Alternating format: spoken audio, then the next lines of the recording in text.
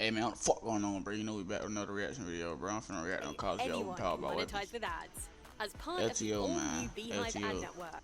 LTC. Not LTC. Down, that's the community, man. You know what I'm saying.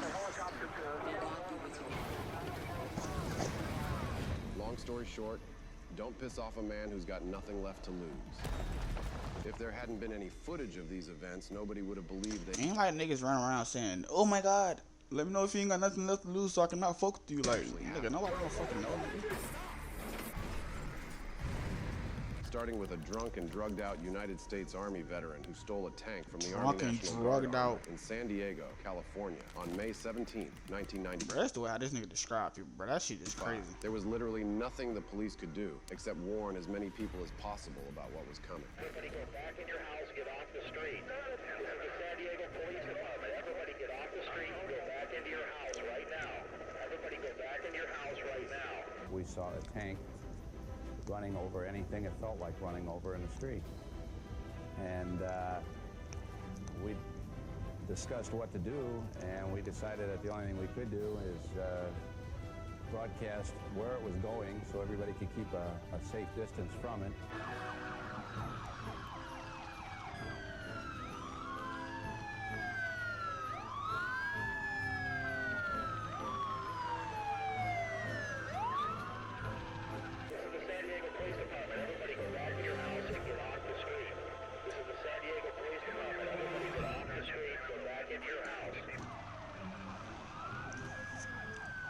That nigga snap. He just didn't do it the right way. If that's actual footage, that's crazy. That's raw as fuck. You know how many niggas gonna do that shit? And you can actually ride tanks backwards. Like, how the engine work? How's a tank engine? That's what I'm gonna look at next. What a fucking tank engine made of, bro? How the fuck they gonna forward them backwards like this? And in real life, you be fucking the street up. If you tell you can't fuck the street up, that shit instructable. This is the San Diego Police Department. You're in danger. Get out of the street. Why he ain't shooting that tourist though? in America, and this is the first thing you see. While he's cruising on the freeway, he tries to knock down a bridge. Luckily, the bridge doesn't collapse. Then he takes off with the police and everyone else. God, how you knock down the bridge, bro? Carefully watching him on TV. What the fuck you We saying? drove over fire hydrants, park benches, street lights. He attempted to drive over citizens in their vehicles, police cars. It was such If you wanna run somebody over in they fucking car in a tank, you can't. You don't try to do that shit. He just didn't want to hit their ass, and they probably was tweaking out. incredible hazard to people in the street. It's beyond words. He also drove over utility poles, knocking out power to thousands of homes in the local area. The only way to safely stop him is to wait until the tank runs out of fuel. Trying to jam the clogs that run the tank's tracks is too difficult, and pulling up on him with another tank or calling an airstrike is too risky, especially because that wouldn't be very good PR. It's important to note that this U.S. Army veteran didn't just snap that day. Over the last 5 years before this rampage, he lost everything he cared about, and his mental state deteriorated due to excessive alcohol and drug consumption. Out of his mind, he even dug an actual mine in his backyard with the help of other drug addicts whom he invited over in search of gold.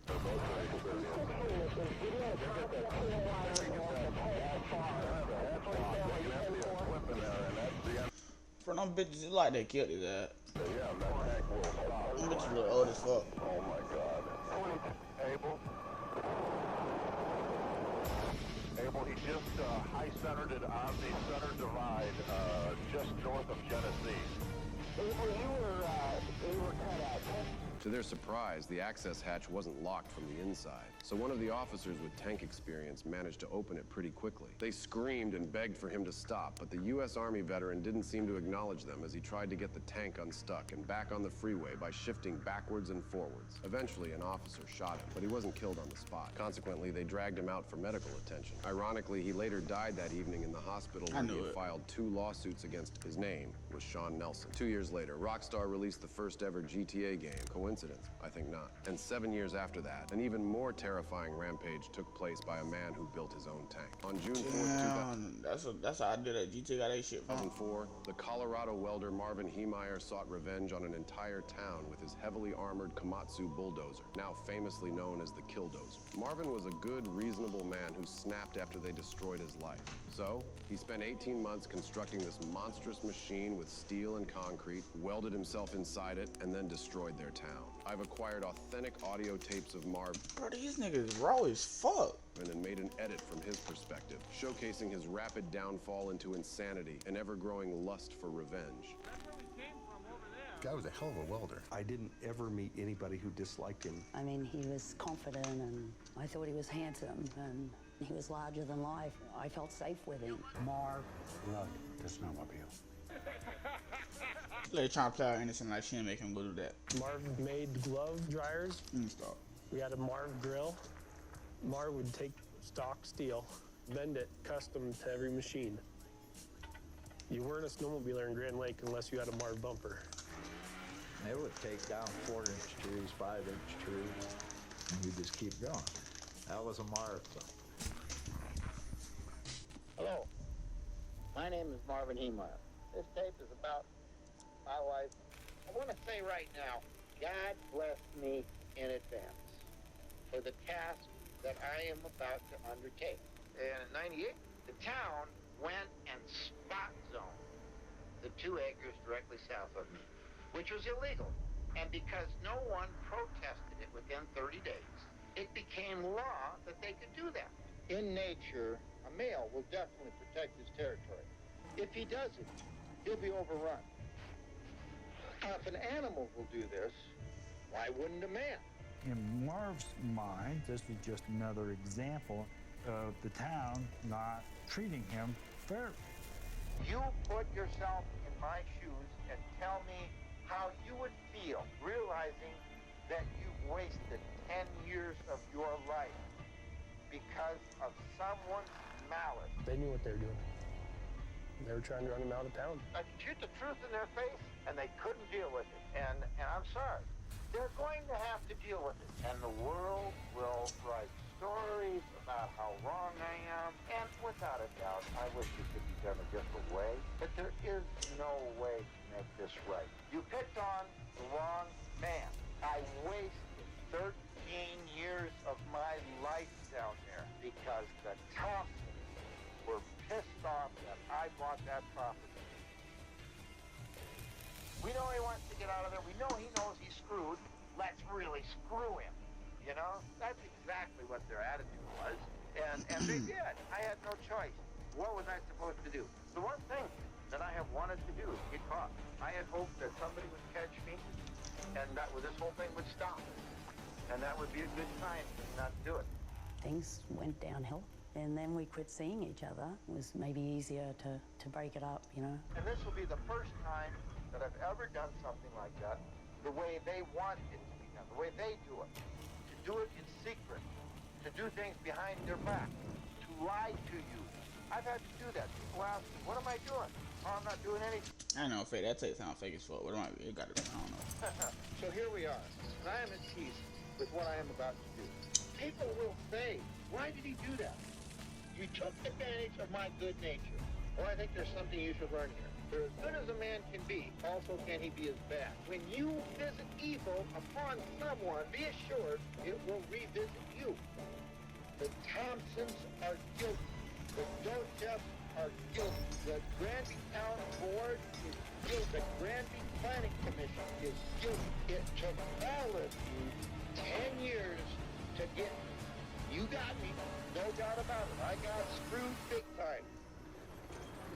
Enough is enough. You people needed to be taught a lesson. Oh God. Ain't no way they finna bust a fucking something out there fucking. Something finna bust through them doors.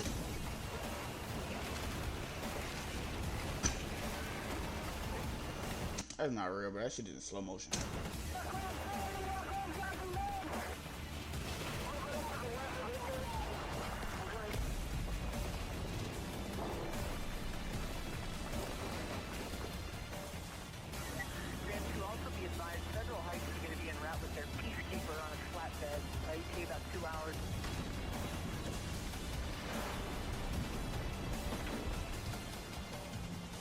Diesel smoking heavily at 4th and Acton. We're running out of when we start blocking traffic. These niggas having fun in real life.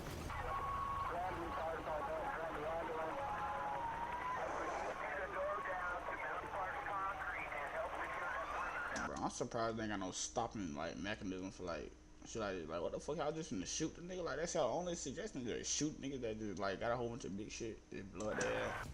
That's 2 hours into the rampage, Marvin's killdozer sank halfway into the basement of a building and became stuck. Realizing he couldn't continue, he took his own life, as it was, after all, a suicide mission. And that's how this small town went from demanding $80,000 from Marvin to needing $7 million in damages. It took the police and engineers at least 12 hours to cut through the armor to gain access to the killdozer. The small town of Granby, Colorado was fortunate for the killdozer to become stuck so soon, as that machine was nearly invincible. Upon inspection, it became clear that Marvin had thought of almost everything. Where is that shit at? Like, where they put that shit? He had 3 monitors mounted to provide views of the back, front, and sides. To ensure visibility amidst debris and dust, he rigged numerous hoses to a compressed air tank and simply released compressed air to blow everything away from his 5 cameras, which were protected with paint that doesn't stick well in 2-inch bullet-resistant plexiglass. Additionally, he mounted his .50 caliber rifle to point out the back. As mentioned earlier, this is just Marvin's perspective, and the complete story is far more complex.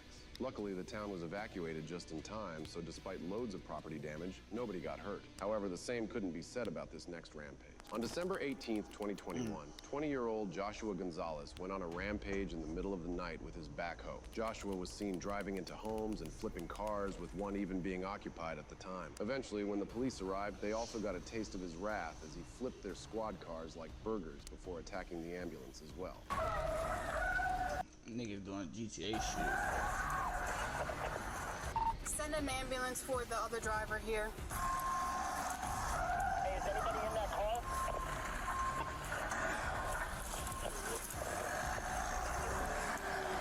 Do we have a police officer in that car that was just struck? 6, negative. It's my vehicle. 29 and 826 have been totaled. Guess you can't call chief of police. Just cause they flipped them over, now I mean they total. Copy.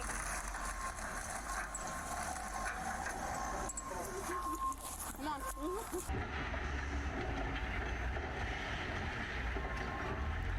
Oh my God. You can see him plowing into several cars, including police cruisers. 2 police cars completely destroyed. Are you all right? No, I'm in shock. Cruisers. 2 police cars completely destroyed. Are you all right? No, I'm in shock.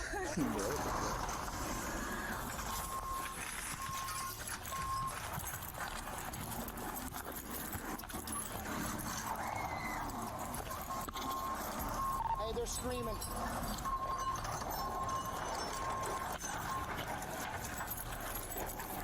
I ain't even gonna say he ain't snap like other nigga. Like you don't have no armor on your shit.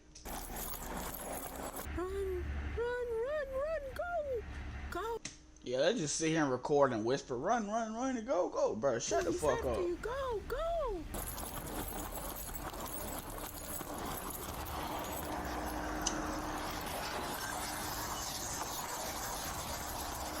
He's crazy, my goodness. Oh my God. Stop showing that shit. Louis, you gotta get up here.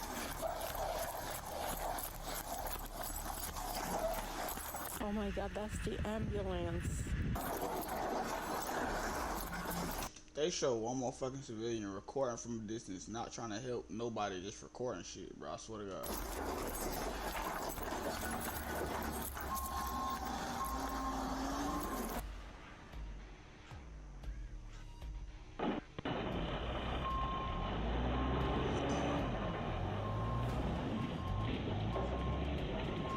Check out. My nigga, if you don't shoot, well, I don't think no tires shoot up. No tires don't got air in them, right? Like they got some other shit. 30 minutes into the rampage, Joshua forced the officers to take more extreme measures as it seemed impossible to stop him safely. Joshua died right then and there in his backhoe. Police medics did check up on his wound ASAP, but it turned out to be fatal, marking an end to this nighttime rampage. 3 officers suffered minor injuries during the incident and were taken care of at a nearby hospital. What exactly caused Joshua to do this so suddenly in the middle of the night is unknown. It's a disturbing incident that provoked a lot of questions, but little to no answers. And if they don't end up dead, they sure as hell get plenty of jail time like the father in this next case. Well, nearly the entire family. On June 14th, 2022, a father was wildly swinging his excavator at 2 officers who were trying to handcuff his son, while his mother was also getting involved by pulling on the officers. You know what they say? A family that resists arrest together stays together. Hey, don't say that. That's the camera angle for me though. What the fuck? This nigga pointing the fucking, you see him pointing the fucking shovel like they had to leave him, like, that bit pointed to. What the fuck?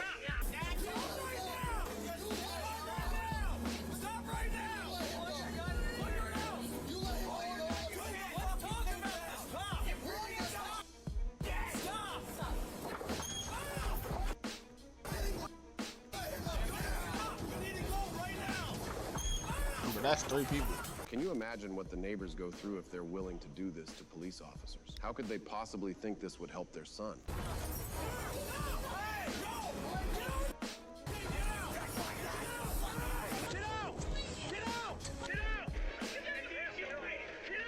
Their son, Brandon, might now finally be in the back of their squad car, but they still have to deal with his parents. Luckily, backup just came in just in time. Bro, why are people still moving like this? They just put this nigga in the car like he can't run over that bitch with him on the inside. What the fuck? His dad was more than ready to meet his new prison cellmate. Put your hands behind your back. Yep. You're gonna have to be tough like that, boys. Don't take all 4 of you. You might have to. Okay, gotta put up a fight. You are easy. Get away from her. You're getting arrested too. You've been in everyone's face impeding the entire time. Get back. Get back. We're done with you. You should be getting arrested as well. You're impeding. Oh, yeah. All right, we're gonna search in front of my car. I'm gonna go search. Stay in here. Stop and don't run. It's the door. Go ahead, how'd you get that in front? Because I'm not. I want to talk to somebody who's smarter first. Yeah, his son, yeah, he mad as I fuck. want to talk to one of those guys first. Face the cruiser. Face the cruiser. I'm not resisting. I just want to talk to the smarter. Can't be mad you failed, my nigga. Shit. I'm about here. Yeah, I know. Go. I'm about here. It's nice when families do stuff together. Brandon was arrested and charged with aggravated assault against his neighbor. His dad also was arrested and charged with obstruction and 2 counts of aggravated assault against a law enforcement officer. Nigga would have got a fucking attempted murder. With just a psyche. A nigga would have got attempted murder, fucking 14 batteries and assaults and fucking everything he could have got. Like, what the fuck? It's wild how one thing could lead to another faster than you could see it coming. And this next case is the perfect example of exponential chaos. On November 7th, 2001, an unemployed truck driver stole a tractor-trailer rig loaded with lumber in Dallas, Texas, just for fun. It appears that the police are already familiar with him, stating that his whole life has been a criminal chase. This guy allowed his intrusive thoughts to win, over and over again. However, this time, his actions put the lives of many more people at risk. An unemployed truck driver decided to entertain himself and the public. Incredibly, many pedestrians are not only enjoying the show, they're actually encouraging the performance. Yeah, he's right. This chase has been going on for half an hour now. That one guy, he just gave him a high 5. Unbelievable. You were having some fun. But officers know how dangerous this That's the fucking year I was fucking, the generation I was born in, bro. But I ain't want to know that shit. He's on the wrong side of the road. It's like some 2000, like 3, 4, 5 shit. Like 1, 2, 3, 4, 5. Like it's from 2000 early enjoying the 2000 shit. show.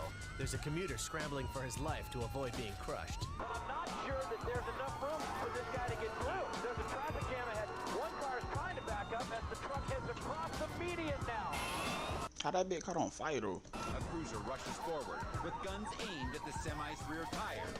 The bullets find their mark. The officer manages to hit a couple of the logging truck's back tires, but that quickly proves to be one of the worst moves they could have made. The truck doesn't slow down whatsoever, causing the exposed rims to scrape hard against the asphalt. As a result, the lumber catches fire due to the sparks, slowly giving the impression that Ghost Rider himself has taken control of the vehicle. One thing they do know, they can't afford a wait-and-see approach. The truck is on fire. This is absolutely unbelievable. This is no longer just a truck on the loose. It's a runaway inferno. Oh, look at that. It's rolling free. It's completely engulfed in flames heading through that parking lot. That shit gonna catch on fire so quick because of the wind. A white van rushes up to the semi. Inside, a tactical team of officers with orders to use deadly force. Frantic to lose his pursuers, he gets an insane idea. The cab is swerving there, and That nigga the snapped. lumber has fallen off all over the He roadway. didn't do it on purpose though. With half the truck's cargo still threatening to topple, including a flaming forklift, officers can't get too close. Even worse, they can't get ahead to warn other vehicles. Oh no, there's a school bus. Oh no, the lumber hits the school bus. This is one. A jostled child is injured by the impact. As badly they can't get ahead to warn other vehicles. Oh no, there's a school bus. Bruh, this one little ass log finna hit that shit, bro. They talking about the child was injured by the fucking impact. What impact? Oh no, the lumber hits the school bus. Inside, a jostled child is injured by the impact. As badly as police want this chase to end, they don't want to involve any more civilians. Suddenly, out of nowhere, the logging truck rolls to a stop. After an hour and a half, the guy decides that playtime is over, as one of the bullets seems to have hit him successfully sometime near the end of the joyride. Wounded, tired, and no longer having fun, he finally decides to surrender. Police rush in, he's on the ground, and it looks like they've got him. He's not resisting. But as he's taken into custody, officers make a startling discovery. This man had stolen another truck just weeks ago. But instead of showing up for his trial, he skipped out and went on another joyride instead. Even under arrest, he flashes a devious grin for the cameras. Did you see the amount of squad cars that were present? I swear, 4 banks could have been robbed, all because nearly the entire police force was chasing this guy. Also, the wound he had on his cheek was one of the bullets that scraped him, avoiding death by less than an inch. This daredevil is known as Bernice Wilson. There's a lot of fake information about him online, but from what I could figure out, it seems like he got a total of 40 years in prison for all of his crimes combined, and not 99 years as the vast majority seem to claim. In this next case, SWAT had to respond so quickly that some even arrived. I bet, bro. That's gonna cat this out, bro. I'm gonna do a part 2, bro. This shit is all fucking long, bro. God damn.